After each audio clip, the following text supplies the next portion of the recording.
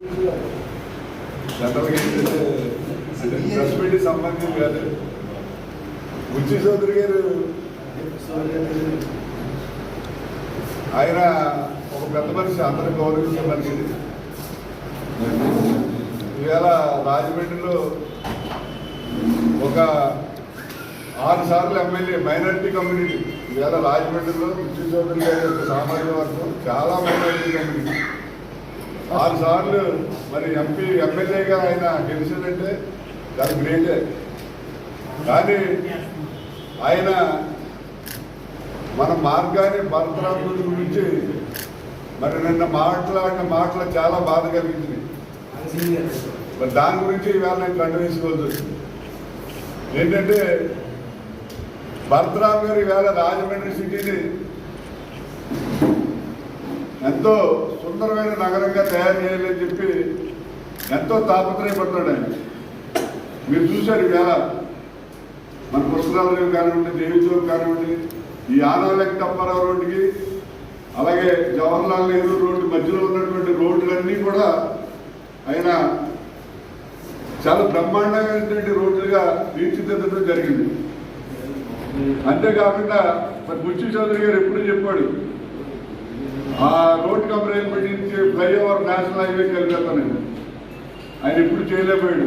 కానీ మరి భరతరామ్ గారు తూర్పు రైల్వే స్టేషన్ పక్కన వాంబే గృహాల నుంచి నేషనల్ హైవేకి బ్రహ్మాండమైనటువంటి 80 ఫీట్ రోడ్ వేయించాడు. మరి త్వరలోనే మారపూడి జంక్షన్లో ఫ్లైఓవర్ కట్టించడానికి కూడా అమౌంట్ శాంక్షన్ చేయించారు. ఇవాళ అనేక మంది ఎమ్మెల్యేలు వచ్చారు, ఎంపీలు వచ్చారు, కానీ రాజమండ్రిలో ఒక స్టేడియం అంటూ లేదు. ఇవాళ మార్గాన్ని భరతరామ్ గారు రాజమండ్రికి ఒక స్టేడియం తీసుకురావాలని శాప్కోల్ తోటి మాట్లాడి, అలాగే స్టేట్ క్రికెట్ అసోసియేషన్ తోటి మాట్లాడి 30 కోట్ల రూపాయల అమౌంట్ శాంక్షన్ చేసి అమౌంట్ రెడీగా వచ్చింది. ఆర్ట్స్ కాలేజీలో స్టేడియం కట్టిద్దామని చెప్పి అక్కడ ఒక బిల్డర్స్ చేత, విజయవాడ బిల్డర్స్ చేత ప్లాన్ గీయించి ప్లాన్ ఎట్టుకెళ్ళి చూస్తే అక్కడ 7.5 ఎకరాల కంటే ఎక్కువ లేదు, మినిమం 10 ఏకర్స్ కావాలి అని చెప్పి అక్కడ కుదరతానన్నారు. అలాగే అక్కడ ఉన్నటువంటి స్టాఫ్ కానీ స్టూడెంట్స్ కానీ మాకు స్టేడియం పెడితే మాకు ఇక్కడ ఇబ్బంది కలుగుతుందని అంటే మానేసి నన్నయ్య యూనివర్సిటీ వైస్ ఛాన్సలర్ గారితో మాట్లాడి అక్కడ 10 ఎకరాలు అలాట్మెంట్ ఇవ్వమని కూడా అడగడం జరిగింది. వాళ్ళు ఇస్తామని చెప్పారు. మరి 10 ఎకరాలు మంచి ల్యాండ్ కోసం చూస్తున్నారు. 10 ఎకరాలు ఉంటేనే కానీ ఇంటర్నేషనల్ స్టాండర్డ్స్ తోటి క్రికెట్ స్టేడియం కట్టడం అవ్వదు. త్వరలోనే మరి ఆ క్రికెట్ స్టేడియం ఇంటర్నేషనల్ స్టాండర్డ్స్ తోటి, అంటే ఇంటర్నేషనల్ మ్యాచ్లు కూడా జరిగేలాగా క్రికెట్ స్టేడియం నిర్మించడానికి కూడా మన భరతరామ్ గారు కృషి చేస్తారు. అది కూడా త్వరలోనే నెరవేరుతుంది. మరి అంతేకాకుండా మరి వేళ ఇంకా మనకి ఈ మన సెంట్రల్ పర్యాటక శాఖ మంత్రి ఉన్నాడు కిషన్ రెడ్డి తోటి మాట్లాడి హైవలాక్ బ్రిడ్జిని త్వరలోనే దాన్ని కేంద్ర పర్యాటక కేంద్రంగా తీర్చిదిద్దాలని చెప్పి మాట్లాడితే కిషన్ రెడ్డి కూడా యాక్సెప్ట్ చేయడం జరిగింది. త్వరలోనే దాన్ని కూడా కేంద్ర మనం చూసాం. హౌలాక్ బ్రిడ్జిని చాలా మంది చెప్పారు, బుచ్చి చౌదరి చెప్పారు, అందరూ చెప్పారు హౌలాక్ బ్రిడ్జిని అది చేస్తారు, ఏం చేయలేదు. త్వరలోనే దాన్ని కూడా మరి కిషన్ రెడ్డి గారి ఆధ్వర్యంలో మన ఎంపీ గారు దాన్ని మంచి పర్యాటక కేంద్రంగా కూడా తీర్చిదిద్దడం జరిగింది.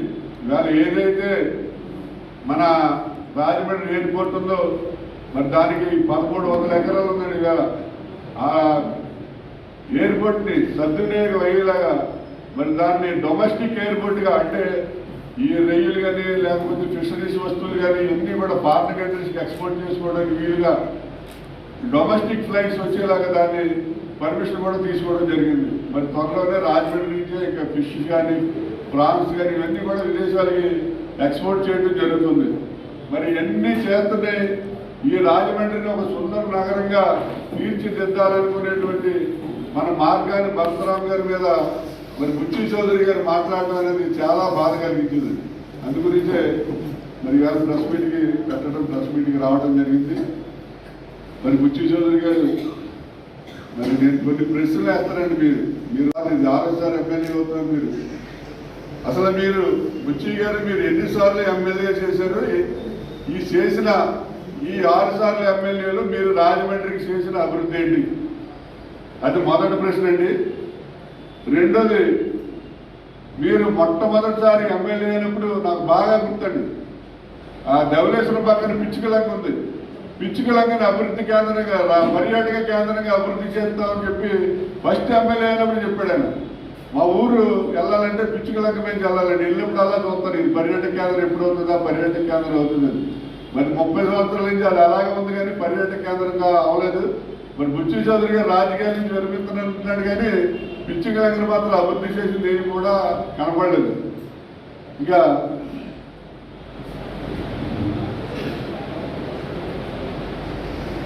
ఇప్పుడు ప్రభుత్వ హయాంలో, ఈ వైఎస్ఆర్ పార్టీ ప్రభుత్వ హయాంలో ఏదో మాఫియాలు ఇవి అన్నీ కూడా ఉన్నాయని చెప్పి ఈ బుచ్చి చౌదరి గారు చెప్తుండేది. సారా మాఫియా అని, లేకపోతే ఏదో ఈ మాఫియా మన మైనింగ్ ఎన్ని మాఫియాలు అని చెప్తున్నాడు బుచ్చి చౌదరి గారు.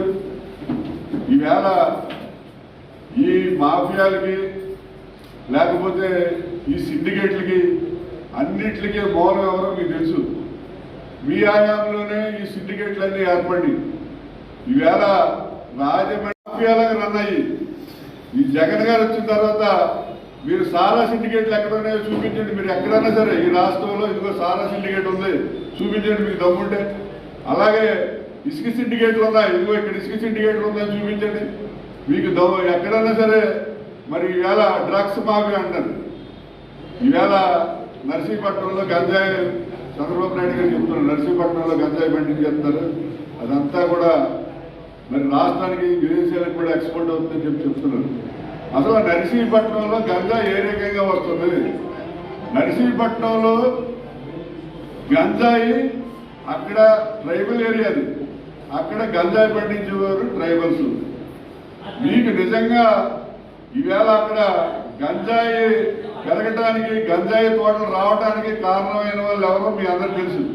అది కేవలం 2 సామాజిక వర్గాల వారు అక్కడ గంజాయి తోటల్ని ట్రైబల్స్ డబ్బిచ్చి అక్కడ గంజాయి తోటలను పెంచి ఆ గంజాయి తోటలో వచ్చి దాన్ని మరి దేశ విదేశాలకు ఎక్స్పోర్ట్ చేసి వాళ్ళ లబ్ధి పొందడం జరుగుతుంది. ఆ 2 సామాజిక వర్గాలు ఎవరో మీకు తెలుసు. ఎందుకంటే ఈవేళ వ్యవసాయం చేసుకోవడానికి తుంగభద్ర ఎవరు లేరు, వ్యవసాయం చేసుకోవడానికి వరుస ఎవరు లేరు, వ్యవసాయం చేసుకోవడానికి ఛత్తీస్గఢ్ ఎవరు లేరు, వ్యవసాయం చేసుకోవడానికి మహారాష్ట్ర లేరు. ఆ సామాజిక వర్గాలే ఈవేళ నర్సీపట్నం వచ్చి తెలుగుదేశం హయాంలో అక్కడ ల్యాండ్స్ అన్ని కూడా తీసుకుని, అంటే అక్కడ కొనడానికి వీలవుతుంది, ట్రైబల్ ల్యాండ్స్ రిజిస్ట్రేషన్ అవ్వవు కాబట్టి ఆ ల్యాండ్స్ తీసుకుని అక్కడ ఉన్నటువంటి ట్రైబల్స్ అయితే మరి గంజాయి పండించి దాన్ని ఎక్స్పోర్ట్కి వెళ్తున్నారు. మన పోలీసు వారు అత్యుత్సాహం ప్రదర్శించి ప్రెస్ వాళ్ళందరినీ కూడా తీసుకెళ్లి అక్కడ ఒక 2 ఎకరం గంజాయి తోట అటు ఇటు నాశనం చేసేసా గంజాయి తోటలు నాశనం చేస్తూ ఉంటారు. కానీ మరి వేలాది ఎకరాలకు పెట్టుబడి పెట్టి, లక్షలాది రూపాయలు పెట్టుబడి పెట్టి, కోట్లాది రూపాయల లాభం పొందుతున్నటువంటి ఈ బడా పెద్ద పెద్దటువంటి పెట్టుబడిదారులు మాత్రం ఏం చేయట్లేదు. ఒక ట్రక్ పట్టుకుంటారు, దాంట్లో 4 కేజీలు దొరికింది, 5 కేజీలు దొరికింది గంజాయి అంటారు. 4 కేజీలు 5 కేజీలు కాదు, కొన్ని వందల వేల కోట్ల గంజాయి అక్కడ వస్తుందంటే అది తెలుగుదేశం హయాంలోనే వ్యవసాయం స్టార్ట్ చేశారు. ఏది గంజాయి వ్యవసాయం స్టార్ట్ అయిందే తెలుగుదేశం హయాంలో. అది దినదినాభివృద్ధి చెంది ఇవాళ పోలీసు వారు కాదు, ఎక్సైజ్ వారు కాదు, ఎవరు కూడా అక్కడ టచ్ చేయలేని రీతిలో ఆ రకంగా తయారైందంటే దానికి కారణం తెలుగుదేశం ప్రభుత్వం. ఎందుకంటే మొక్క వంగంది మానే వంగంది అని చెప్పి మనకు సాగుతూ ఉంది. మొక్కగా ఉన్నప్పుడు మీరు వంతులను దాన్ని పెంచి పోషించి దాన్ని మాను చేశారు. ఇవాళ మానని కొట్టాలంటే జగన్ గారికి కొంత టైం పడుతుంది. ఇవాళ ఏదైతే ఈ రాష్ట్రంలో ఇసుక మాఫియాని లేకుండా చేశారో, ఏదైతే సారా మాఫియా, సారా ఈ సిండికేట్ లేకుండా చేశారు, అలాగే 1 సంవత్సర కాలంలో ఈ డ్రగ్స్ మాఫియా అనేది మన రాష్ట్రంలో ఎట్టి పరిస్థితుల్లోనే ఉండదు అని చెప్పి మీ అందరికీ కూడా తెలియజేస్తున్నాం. విరమిస్తున్నాను రాజకీయాల నుంచి, మొన్న కూడా చెప్పాడు 6 నెలల క్రితం, నేను రాజకీయాల నుంచి విరమించేస్తున్నానండి. అంటే రాజకీయాల నుంచి విరమించేవాడికి మళ్ళీ ఆలయాలు విమర్శించలేదు. ఇప్పుడు ఆయన ఏదో భక్తిగా చేసుకెళ్తున్నాడు మంచి కార్యక్రమంలో, మంచి ఏదో మీకు అనుభవం ఉంది, ఎక్స్పీరియన్స్, మీరు సలహాలు ఇచ్చి ఎలా కాదు భారత్ ఎలా చేయి, ఎలా కాదు భారత్ ఇది డెవలప్ చేయంటే చేస్తాడు కదా. రాజకీయాల నుంచి విరమించుకెళ్ళిపోయేవాడికి మరి ఎన్ని ఎందుకని చెప్పి నేను అడుగుతున్నా. ఆ విమర్శించడు ఈ విమర్శించడు ఎన్ని అవసరం అని చెప్పి మన బుచ్చి చౌదరి గారిని నేను ప్రశ్నిస్తున్నా అండి. ఆయన ఎమ్మెల్యే అవుతుంది, మీ అందరూ తెలుసు. 6 సార్లు ఎమ్మెల్యే అయినా ఫస్ట్ 6 నెలలే కనపడుతుందండి ఇక్కడ. ఆ తర్వాత అమెరికా వెళ్ళిపోతాడు కూతురు దగ్గరికి. మళ్ళీ 6 నెలలకు ముందు ఎలక్షన్కి 6 నెలల ముందు వస్తాడు. ఈ మధ్యలో అప్పుడప్పుడు గెస్ట్ ఆర్టిస్ట్ కింద వచ్చి ఒకసారి అలా చేసి ఒక ప్రెస్ మీట్ పెట్టి అందరితో మాట్లాడేసి టక్కన మారిపోతాడు.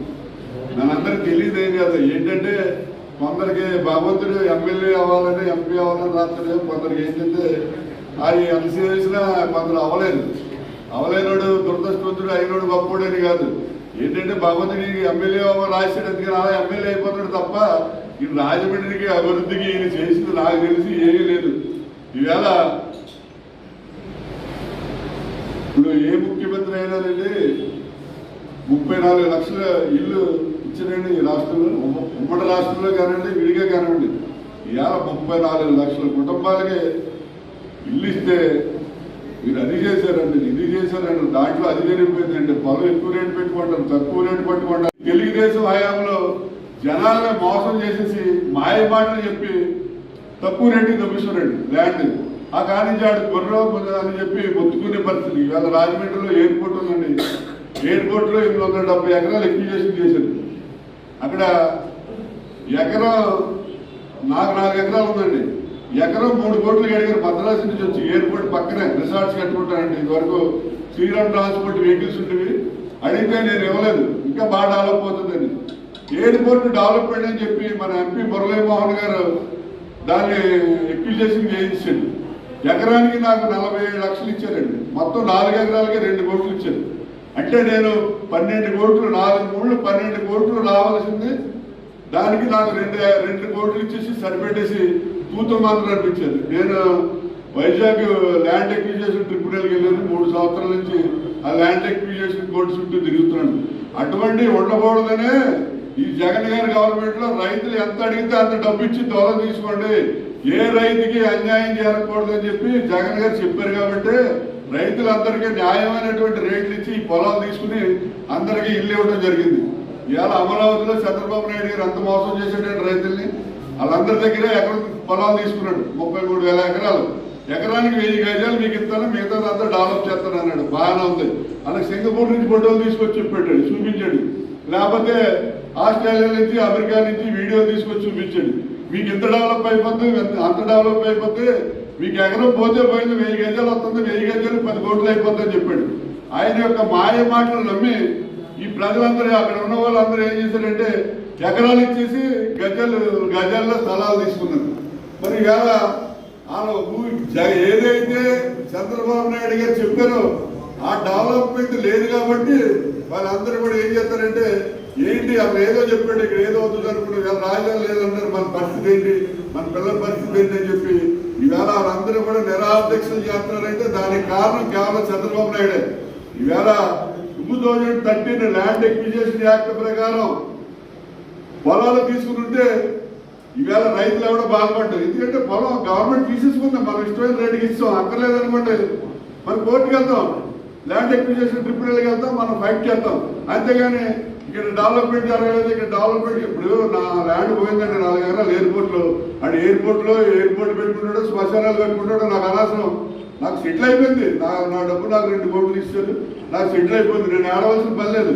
కానీ ఈ ఏదైతే చంద్రబాబు నాయుడు దొంగ మాటలు చెప్పాడో ఆ మాటలు భ్రమలో పడిపోయి ఈ రైతులందరూ ఏదో సింగపూర్ ఊహించుకుని, అమెరికా ఊహించుకుని, ఏదో అక్కడ న్యూయార్క్ ఊహించుకుని ఏదేదో ఊహించేసుకున్నారు. అతను చెప్పిన దొంగ మాటలు ఇది. ఆ మాటల వల్ల అతను ఈవేళ ఏంటంటే అక్కడ జరగలేదు. ఆటోమేటిక్గా రైతులందరూ బాధపడుతున్నారు. ఏంటి చంద్రబాబు గారి మాటలు నమ్మి మనం పొలాలు పోగొట్టుకున్నాం, ఈ 100 గజాల తలాలతో ఏం చేస్తామని చెప్పి రైతులందరూ కూడా బాధపడుతున్నారు. వాళ్ళందరూ యాక్సిడెంట్ చేస్తున్నారు, ఏడుతున్నారు. వాళ్ళు కొట్టేశారు, అది చేశారు, ఇది చేశారు, అన్యాయం జరిగిపోతున్నాడు. బాబు చంద్రబాబు నాయుడు గారు నువ్వు దొంగ మాటలు చెప్పి వాళ్ళు మోసం చేసి వాళ్ళ దగ్గర పొలాలు ఎందుకు తీసుకున్నావు అనవసరంగా? Right as a rehabilitation act ప్రకారం 213 ల్యాండ్ ఎక్విజేషన్ రిహాబిలిటేషన్ యాక్ట్ ప్రకారం వాళ్ళకి డబ్బు ఇచ్చి ఆ ల్యాండ్ తీసుకుంటే ఇవాళ ఏడ్చే పరిస్థితి ఉంటుంది కదా. లేకపోతే జగన్ గారి లాగా నీకెంత చెప్పు, ఇదిగో ఈ రేటు తీసుకో అని చెప్పి జగన్ గారి లాగా ఛాలెంజ్ గా నువ్వు డబ్బు ఇచ్చేసి ఆ ల్యాండ్ కొనింటే వాళ్ళకి వేళ ఎంతో ఉత్సాహం ఆపేది. అక్కడ మీరు శ్మశానాలు కట్టుకుంటారో రాజధాని కట్టుకుంటారో వాళ్ళకి అనవసరం, ఏదో కట్టుకోండి మా ల్యాండ్ ఇచ్చేసామని చెప్పి చాలా హ్యాపీ ఫీల్ అవుతారు. ఈవేళ అమరావతి రైతులు ఇంత క్షోభిస్తున్నారంటే దానికి కారణం కేవలం చంద్రబాబు నాయుడు తప్ప మరేది కాదని చెప్పి తెలియజేస్తున్నాం. చంద్రబాబు నాయుడు గారు చెప్పేవాడు పోలవరం ప్రాజెక్టు నాకు అమరావతి రెండు కళ్ళు. తెలుగులో ఒక సామెత ఉందండి, గుడ్డి కళ్ళు మూస్తే అంతా తెరిస్తే అంతాను. ఇప్పుడు రెండు కళ్ళు గుడ్డి అయినప్పుడు మూసుకుంటే ఏంటి, తెరుచుకుంటే ఏంటి, అటు వల్ల ఉపయోగం లేదు, ఉపయోగం లేదు. ఆయన అలాంటి వాడు. ఇప్పుడు అమరావతి గుడ్డి కళ్ళు చేశాడు, పోలవరం గుడ్డి కళ్ళు చేశాడు. ఎందుకంటే పోలవరం ప్రాజెక్టు కట్టడానికి కేంద్ర ప్రభుత్వం వారు డబ్బులు ఇవ్వడానికి చాలా ఉత్సాహంగా ముందుకు వచ్చారు. కానీ పోలవరం ప్రాజెక్టులో కట్టిన తర్వాత దాని బిల్లులన్నీ మన కేంద్రానికి సబ్మిట్ చేయాలి. ఆ బిల్లులన్నీ ఫ్రాడ్ అండి. ఎందుకంటే మీకు చిన్న ఎగ్జాంపుల్ చెప్తాను, మీరు ఎవరైనా సరే ఇవాళ వెళ్ళొచ్చు. దేవాదేవి ఉందండి, ఇక్కడ చిన్న చిన్న పిట్టులాగా తయారు చేస్తారండి. ఆ పిట్టులో ఆఫీస్ పెట్టుకోవచ్చు. ఏంటంటే మనం అక్కడ పోలవరం దగ్గర బిల్డింగ్లు కట్టడం అవ్వదు కదండి, కట్టుకోవచ్చు. కానీ బిల్డింగ్లు కట్టకుండా చిన్న రైలు పెట్టిలా కడతారు. దాంట్లోనే ఆఫీస్ పెట్టుకోవచ్చు, బాత్రూమ్, కిచెన్ అన్నీ ఉంటాయి. లేకపోతే చిన్న రిసెప్షన్ పెట్టుకోవచ్చు. ఇక్కడ దేవాదేవి లాలచర్ దాటి వెంటనే ఉంటుంది, ఒక రెడ్డిగా తయారు చేస్తుంటాడు. నేను ఒక మా స్కూల్కి ఒక సెక్యూరిటీ పోస్ట్ కావాలని వెళ్ళాను. ఆయన దగ్గరికి వెళ్తే చెప్పాడు, కూర్చోబెట్టి ఏంటంటే మాట్లాడుతుంటే ఆయన చెప్పాడు, ఏమంటే ఈ బాక్స్ నేను 1,60,000కి తయారు చేస్తానండి, దానికి రంగులు వేసేసి పోలవరం ప్రాజెక్టుకి 6 లక్షలకే అమ్మినట్టు బిల్లు ఇవ్వమని నా దగ్గర 6 లక్షలకి బిల్లు ఎక్కేస్తారండి వాళ్ళు. ఎంత దారుణం చూడండి సార్, 60,000 6 లక్షలకి బిల్లు సబ్మిట్ చేస్తారు వాళ్ళు అని చెప్పి ఆయన చెప్పాడు. మరి మీరు 60,000 రూపాయలు ఖరీదైన దాన్ని 6 లక్షల రూపాయలు అని చెప్పి బిల్లు చూపెడుతుందంటే మరి కేంద్ర ప్రభుత్వం వాళ్ళు డబ్బులు ఎందుకు ఇస్తారండి? అక్కడ ఏమైనా దగ్గర వాళ్ళు ఉన్నారా? ఉన్నవాడు ఎవడో అమిత్ షా లేకపోతే నరేంద్ర మోడీ పెట్టుకుని నువ్వు చెప్పినట్టు అలా పిల్లలకి డబ్బులు ఇచ్చేయడానికి రెడీగా తెలుసుకుని గల్లా పెట్టి కూర్చోరు కదా. నువ్వు ఫ్రాడ్స్ చేసావు. అందుకని ఈవేళ పోలవరం ప్రాజెక్టు సభలో అటు ఇటుగా అనేది ఆగిపోయింది. లేకపోతే 2020 నాటికి పోలవరం ప్రాజెక్టు ఎప్పుడో కంప్లీట్ అయిపోతుంది. కానీ ఏంటంటే మీరు చేసిన ఫ్రాడ్స్ వల్ల వాళ్ళ బిల్లులన్నీ ఆపేయడం వల్ల ఈవేళ పోలవరం ప్రాజెక్టు ఆగిపోవడం జరిగింది.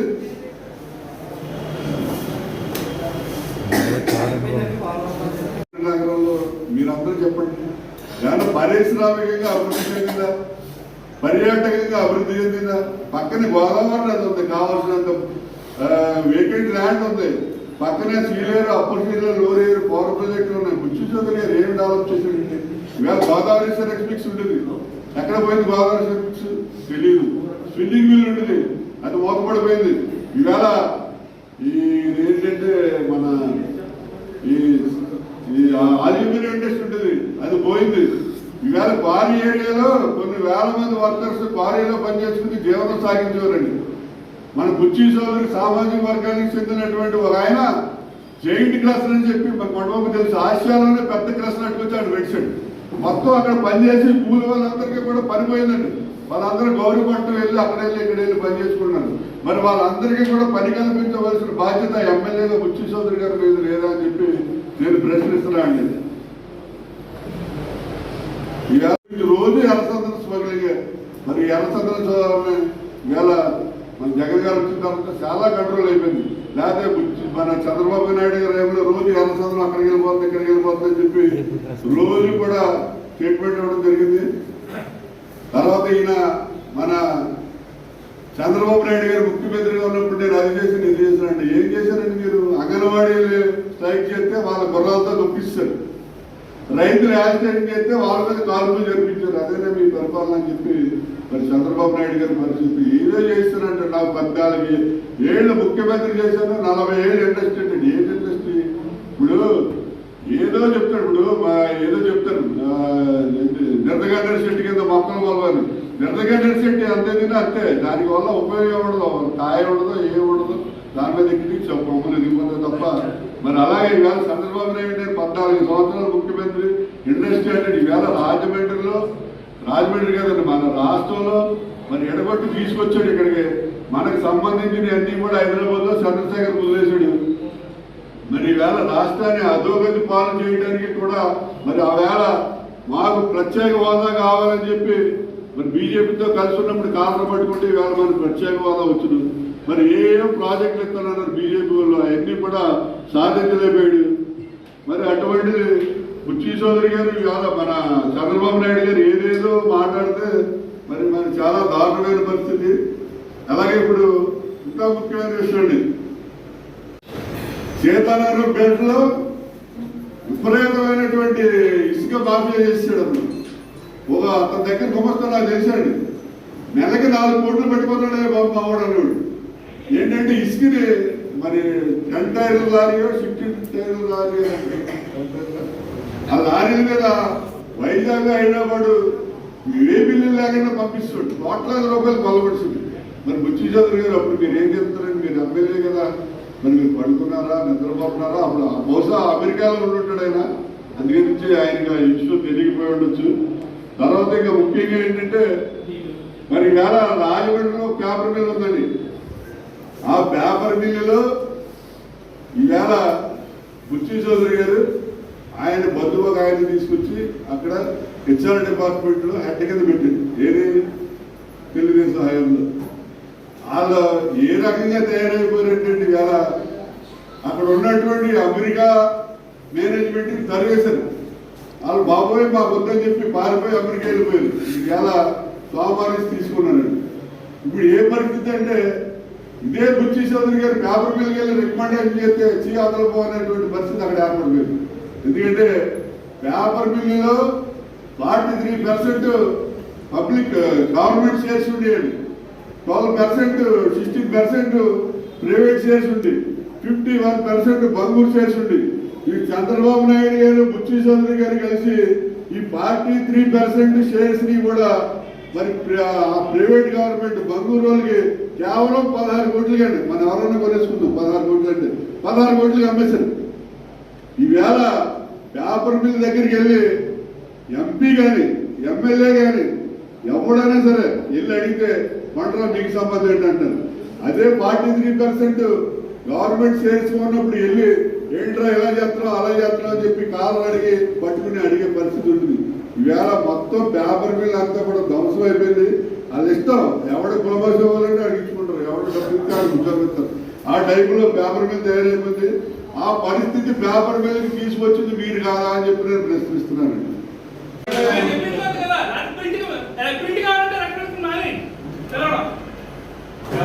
చెప్తానండి,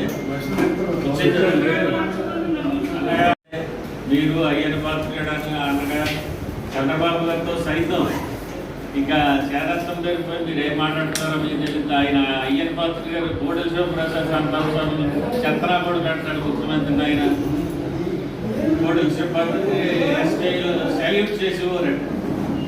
అది దమ్ముగా చేసే డొమినేషన్. మరి స్పీకర్గా చేసి ఫర్నిచర్ ఇంటి కట్టిపోయాడు. ఎంత అవమానం అది. హైదరాబాద్ నుంచి అమరావతి షిఫ్ట్ వెళ్తే ఫర్నిచర్ ఎట్టిపోతుంది స్పీకర్ చేసి. వాళ్ళ షోరూంలోనూ ఇంటికాడ సెట్ చేసుకుంటారు. ఈ నమ్మకంలో అసలు నాకు సిగ్గేసింది ఆ వేళ. చంద్రబాబు గారు ఏం చేశాడు, ఇక్కడ మొదటి వేళ పోలింగ్ అయిపోయి ఢిల్లీ వెళ్ళిపోయి 40 years ఇండస్ట్రీ అనుభవం అంటాడు ఆయన. ఢిల్లీలో కాంగ్రెస్తో కలిసి 7 అనమాట ప్రధానమంత్రి క్యాండిడేట్లు తయారు చేసేది మోడీ గారి మీద ఇండస్ట్రీ. అప్పుడు వరకు ఈయన వెళ్ళే వరకు మోడీ వర్సెస్ రాహుల్ ఉండేది దేశం అంతా ప్రధాన క్యాండిడేట్గా. ఈయన వెళ్ళాక మమతా బెనర్జీ క్యాండిడేట్, ఏడో క్యాండిడేట్ 7 అనమాట. అయిపోయాక మేము ఉన్నది తెచ్చిపోయింది, లేదా కాంగ్రెస్ ఇంకా కొన్ని సీట్లు వచ్చినామో. అలాగా ఈ అనుభవం ఇంకా పనిచేయదు. టైం మారిపోయింది, కాలం మారిపోయింది. చంద్రబాబు నాయుడు గారు అయ్యన్న పాత్ర ఈ బ్యాచ్లన్నీ తప్పుకుంటే బాగుంటాయి, 40 years బ్యాచ్లన్నీ.